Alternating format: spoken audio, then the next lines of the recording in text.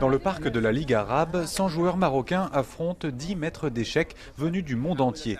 Othman a joué contre Laurent Fraissinet. Le double champion de France, il est aussi vice-champion d'Europe. Alors, sans vous cacher, j'ai perdu.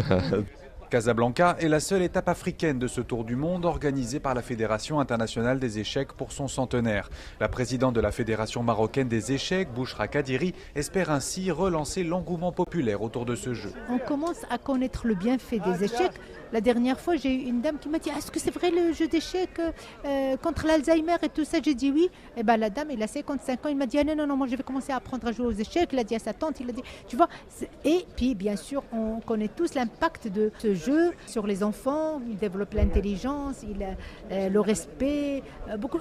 Les échecs, c'est la vie. La Fédération marocaine a le soutien de son ministère qui souhaite promouvoir le jeu dans toutes les écoles du royaume. Chakib Ben Moussa, ministre de l'Éducation et des Sports. Il fait partie de notre histoire et donc repartir de cette identité nous permet de pouvoir recréer une dynamique particulière autour des jeux des échecs, que ce soit dans nos écoles, mais au-delà de nos écoles, que ça puisse devenir un sport qui soit le plus populaire possible.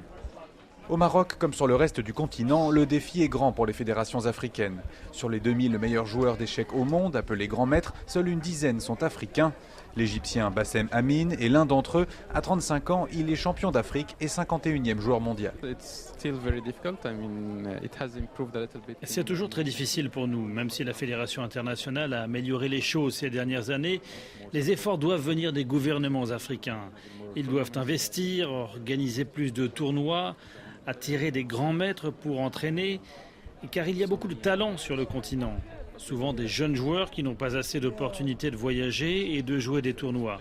C'est très cher et il y a aussi des problèmes de visa. Du coup, les joueurs africains sont sous-estimés à l'international, mais c'est juste parce qu'on ne leur donne pas leur chance.